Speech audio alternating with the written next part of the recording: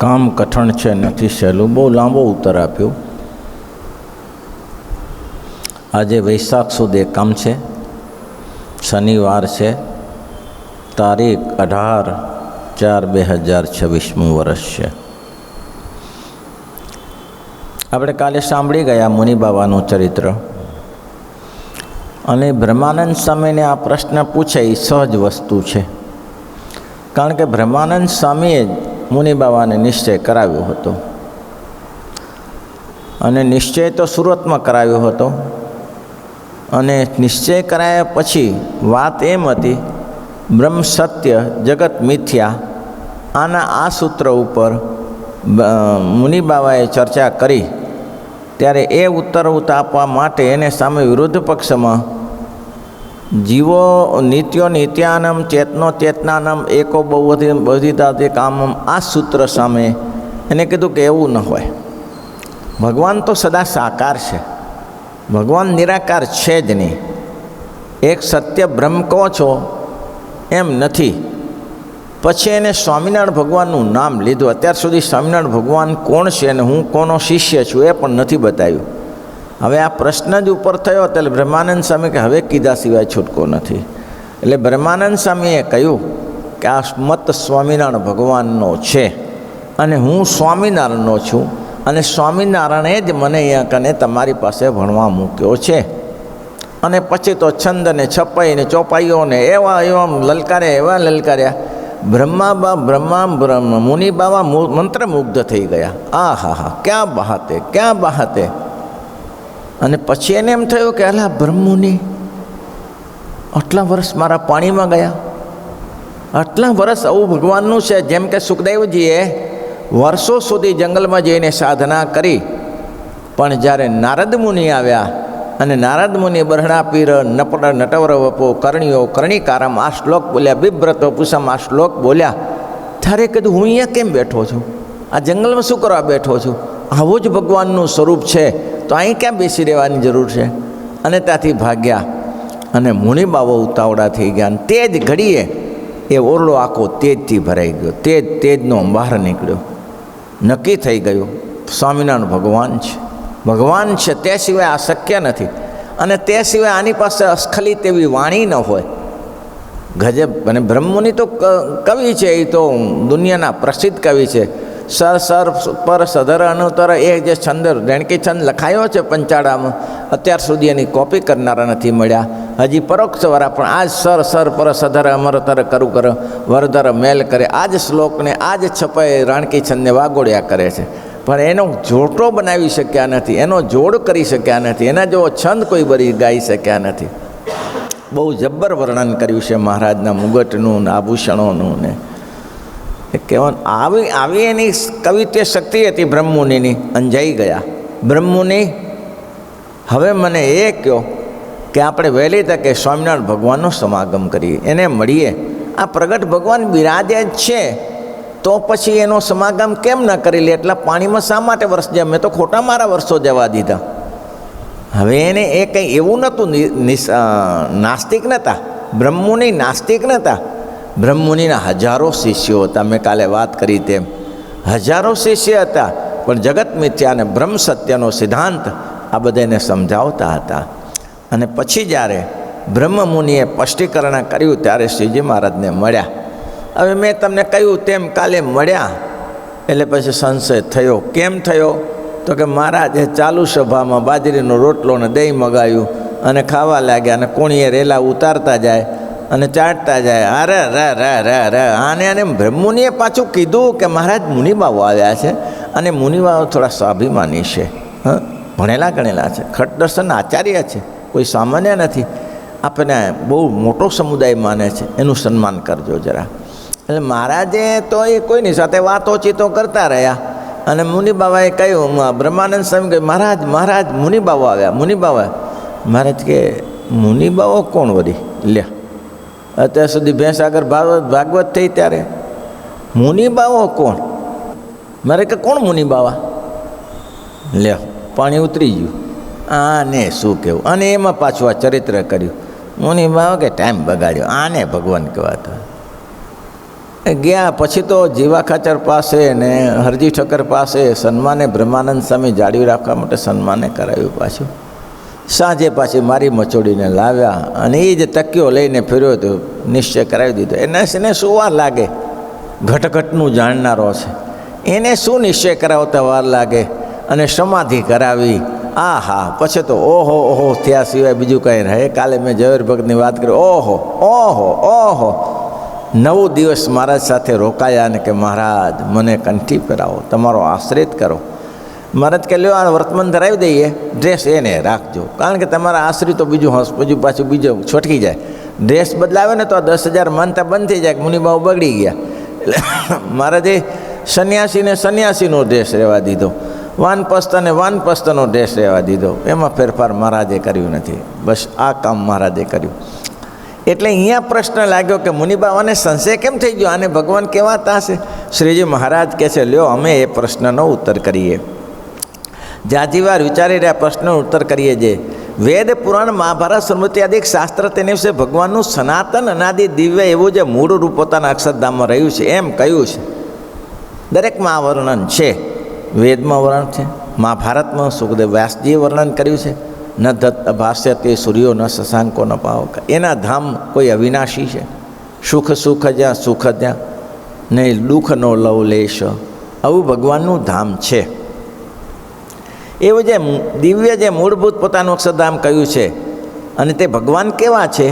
તો ચક્ષુ ઇન્દ્રિય કરીને દીઠામાં આવે જતકિંચિત તે જેવું તેમનું રૂપ નથી. આ નેત્રે કરીને આપણે જોઈએ છીએ એવું એનું રૂપ નથી. હા, ધરમપુરમાં કુશલ કુંવરબાઈએ એકવાર મહારાજને નિરીખ્યા. એને અત્યાર સુધી પુરુષો નથી નિર્યા, એને અત્યાર સુધી કોઈ પુરુષો જોયા નથી. પહેલી વાર સ્વામિનારાયણ ભગવાનને સમાચાર સાંભળેલા. ભગવાન છે નિર્વિકલ્પ કોને નિત્યાનંદ સ્વામી પાસેથી સમાચાર સાંભળેલા. નિત્યાનંદ સ્વામી નહીં, ચૈતન્યાનંદ સ્વામી, હા, એની પાસેથી સમાચાર સાંભળેલા કે ભગવાન છે. પણ એને એમ થયું કે આ ભગવાન છે તો ખરા, પણ મને મળે ત્યારે ખબર પડે. અને જ્યારે શ્રીજી મહારાજની મનોકામના પૂરી કરવા કેટલા કાગળ લખ્યા. એટલી બેનની શ્રદ્ધા. અને આ ભગવાન શ્રદ્ધા વગર ના મળી શકે. શ્રદ્ધા વગર ના મળી શકે. એટલો સસ્તો નથી કે તમને તરત મળી જાય. ના મળે. બહુ શ્રદ્ધા જોઈએ, ભક્તિ જોઈએ, ભજન જોઈએ. શ્રદ્ધા ક્યારે આવે? તમે ભજન કર્યા કરો, સ્વામિનારાયણ અથવા તમે ગમે તે, પણ તમે એક નિષ્ઠાથી શિવજીનું ભજન કરો, કૃષ્ણનું ભજન કરો, રામનું ભજન કરો, પણ નિષ્ઠાથી શ્રદ્ધાથી ભજન તો કરો. એકવાર એની ચોટી તો પડો તો ભગવાન તમને રસ્તો બતાવશે. માવા ભગતની આગળ વાત થઈ ગઈ. એ માવા ભગત પોતાના ગામમાં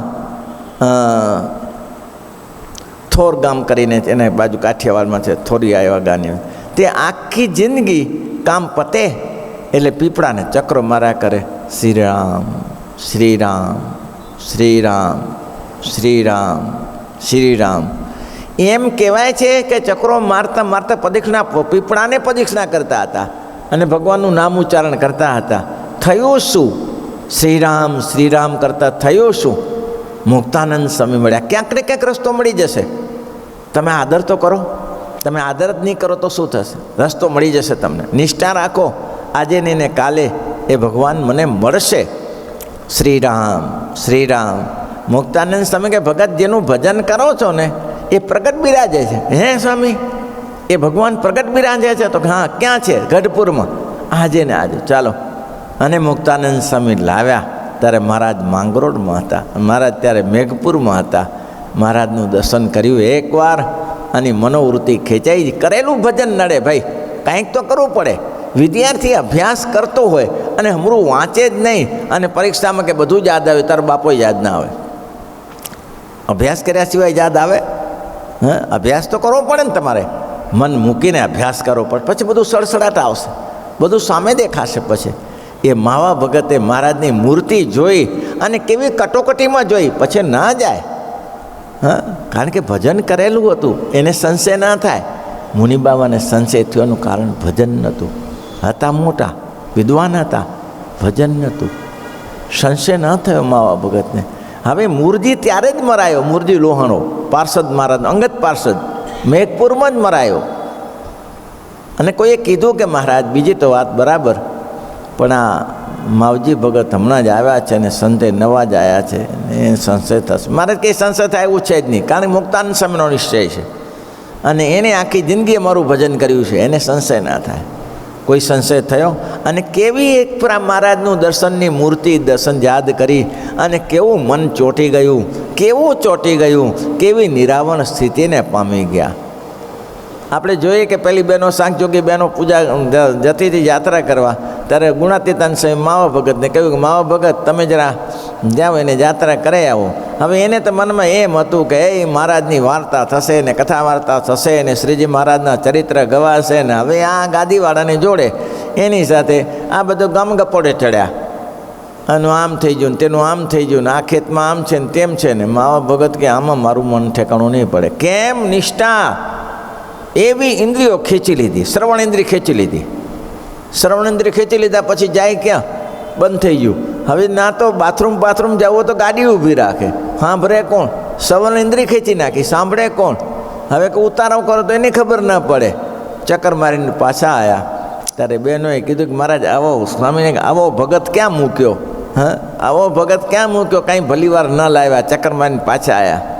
મહારાજે ભગતને કે તમે આવું કેમ કર્યું ભગતજી? તો મેં કાંઈ કર્યું નથી સ્વામી, તો મને ઈચ્છા હતી કે આવો લાભ મને નહીં મળે, ગાડું લઈને જવું, એ મહારાજના ચરિત્ર ને ભજન ને કીર્તન ને એવું થશે. આ તો બીજું થયું. હા, સુગમ સંગીતને બધા તો ફટણા ગાવા લાગ્યા. મને એમ હતું કે સુગમ સંગીત આવશે, ત્યાં તો ફટણા ચાલુ થયા. પછી સ્વામી મેં શ્રવણેન્દ્રિય ખેંચી લીધી. ગુણાતીતાનંદ સ્વામી કે આ ગામ ગપટા સાંભળવા એવો નથી, અમારા ચેલાઓ બધા ભગવાનમાં જોડાયેલા છે. પણ એકવાર મહારાજના ચરિત્ર સાંભળ્યા, મહારાજને જોયા ને મનોવૃત્તિ બદલાઈ ગઈ. એ કુશલ કુંવરભાઈ ધરમપુરના મહારાજની મૂર્તિ જીવ ના ભૂતો ન ભવિષ્યથી હા નક્કી કરી દીધું કે હવે આ મૂર્તિ એકવાર હૃદયમાં રાખી છે, હવે બીજું ના રાખું, હવે બીજું ના રાખું, આના સિવાય બીજું ના જોઈએ. હા, 13મે દિવસે દેહ મૂકીને ભગવાનના ધામમાં ગયા. હવે આ બીજી બલા શુક્ર રાખવી પડે? એક પરમાત્માની મૂર્તિ રાખી છે, બીજી બલા શુક્ર રાખવું? ત્યારે આવો નિશ્ચય થઈ ગયો. બોલો, કામ થઈ ગયું ને. હા, તેમ એકવાર મહારાજ કહે છે કે પુરુષોત્તમ નારાયણને નેત્રે કરીને જોયા પછી એને રૂપ ગમે ને. આપણી શ્રદ્ધા નથી ભૈયા, આપણી શ્રદ્ધા નથી. એટલે કહે છે કે જેવું મહારાજ એમ કહેવા માગે છે કે મનુષ્ય શરીરમાં અને અક્ષરાધિપતિના શરીરમાં તો ભેદ ઘણો છે. ભલે પોતે મનુષ્ય શરીર આવે, આ વાત આગળથી બધી વિસ્તારથી કહે છે.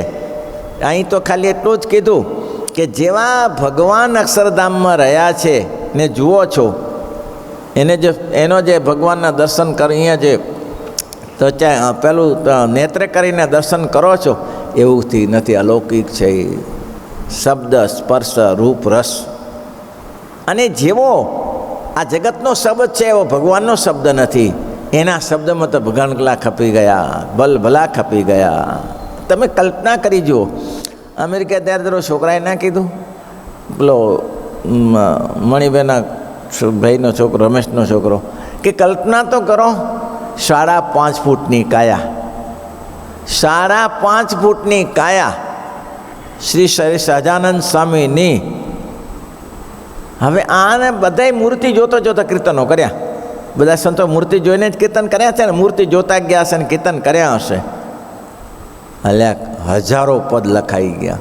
10,000 કરતાં સ્વામિનારાયણ ભગવાનના એક જ 5.5ની મૂર્તિમાં લખાઈ ગયા. 5.5 ફૂટની મૂર્તિમાં હજારો કીર્તનો લખાઈ ગયા. અને બંને કીર્તન એક ના થાય, પાછું થાય? બંને કીર્તન એક ના થાય. તમે એમ ન કહી શકો આ કીર્તન આના જેવું જ છે. રાગ એક આવી જાય, કીર્તન એક ના થાય, રાગ થઈ જાય એક. હરિગુણ ગાતા હરિગુણ ગાતા દુરિજાનિયાનો ધડકન મનમાં ધારીએ. હરિગુણ ગાતા હરિગુણ દૂરી જાની આનો ધડકન મનમાં ધારીએ શિરને સાટે શ્વાસો સ્વાથે સુંદર વર સંભાળીએ સુરન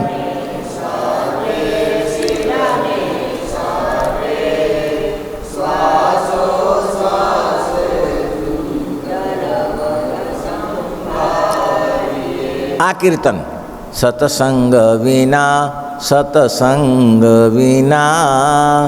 જન્મ મરણ બ્રહ્મજાળ મટે નહીં જંતને સત્સંગ વિના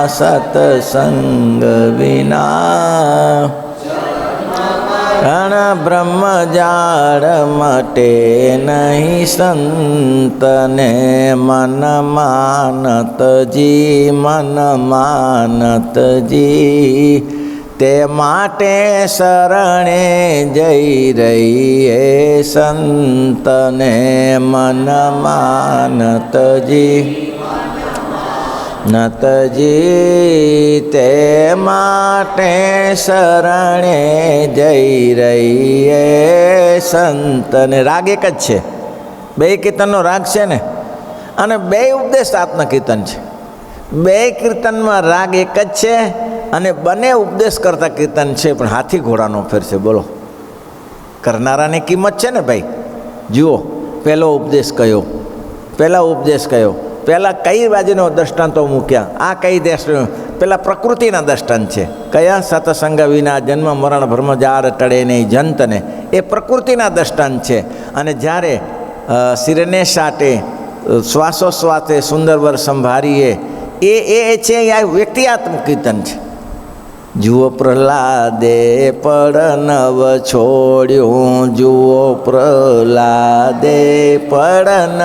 છોડ્યું, નિજ તાત તણું સગપણ તોડ્યું,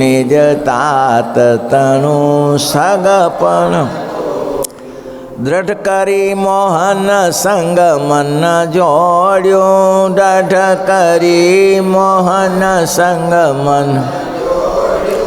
સત્સંગ વિના ગયું ધનમાં નતજી સામળિયા સંગાથે દ્રઢ મન બાંધીએ તન ધન જાતા સામળિયા સંગાથે દ્રઢ મન. કેટલું અંતર જુઓ, ક્યાંથી ક્યાં ફાંટો ને ક્યાંથી ક્યાં ફાંટો. એટલે મહારાજ કહે છે, જુઓ, જેવો શ્રીજી મહારાજનો શબ્દ છે તેવો આ જગતમાં કોઈનો શબ્દ નથી. જેવો શબ્દ છે, જેવો મહારાજનો પર્શ છે એવો પર્શ નથી. અને જેવો મહારાજનું જે શ્રીજી મહારાજનું જેવું રૂપ છે તેવું આ જગતમાં કોઈનું રૂપ નથી ભાઈ. અલૌકિક રૂપ છે.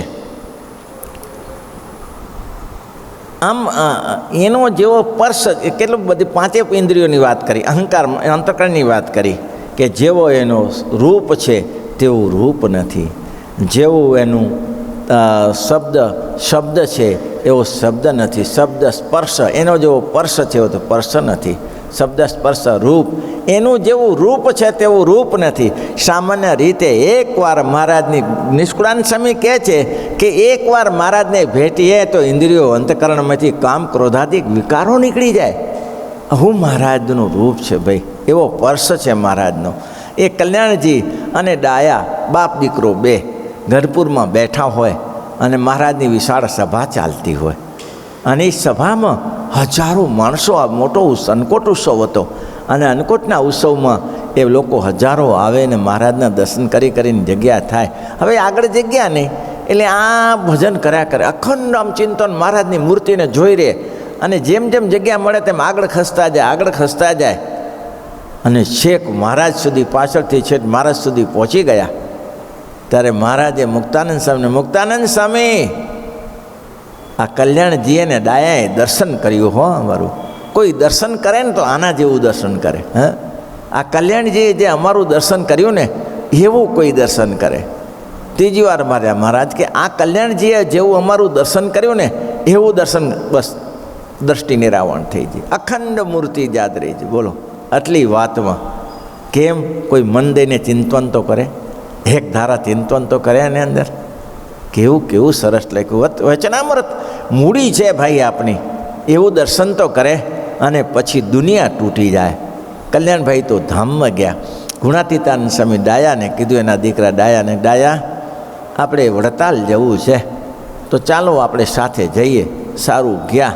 કથા મેં આગળ કહેલી છે, આ દ્રષ્ટાંત પણ અહીંયા યોગ્ય છે એટલે ફરીથી પુનરાવૃત્તિ કરું છું. ગજપુર વડતાલ ગયા, સંતોને બધાને ઉતારા પેલા મેળા ઉપર આપતા, આસન આપે, આ તમારું આસન, ઉપર ખીટી લટકે, પૂજા લટકે, નીચે બેસે. હવે એમાં ડાયાભાઈ ભગવાનના ભક્ત, એને બીજે ફાવે નહીં એટલે ગુણાતીતાન સામે કીધું કે ડાયા, તો કે ડાયાને અહીંયા જ ઉતારો આપી દો. એટલે એ થાંભલીએ ટેકે ઉતારો આપ્યો. ડાયાભાઈ બેસે.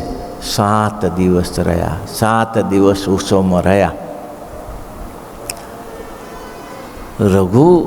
રઘુવીર ચાણી સ્વામી જોયા કરે, ગજબ છે, ગજબ છે, આ માણસ સૂતો નથી.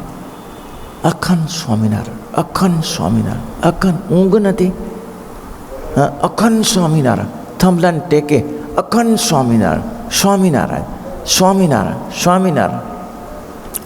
રઘુવીરચરણ સ્વામી કે ગુણાતીતાનંદ સ્વામી આ કોણ છે? એ તો વંથલીના કલ્યાણભાઈના દીકરા ડાયાભાઈ છે. આ હા હા હા હા, એમ થાય કે આને ઉઠીને દંડવટ કરીએ, એમ મનમાં થાય કે આને ઉઠીને દંડવટ કરીએ. આવા ભક્તજનો ન મળે, આ ભક્તજનોની કૃપા થાય તો આવા સત્સંગમાં, બોલો, આવા મોટા પુરુષના સમાગમે કરીને એકવાર શ્રીજી મહારાજનું દર્શન થઈ ગયું તો મહારાજ કે પરિપૂર્ણ કામ થઈ ગયું. શ્રીપતિમ શ્રીધરમ સર્વદેવ ઈશ્વરમ ભક્તિધર્માત્મજમ વાસુદેવમ. તો ભગત આરતી કરીને જ જાઓ, આરતી થાય છે 1 જ મિનિટમાં. હો, આરતી કરીને નીકળો પછી ભગવાન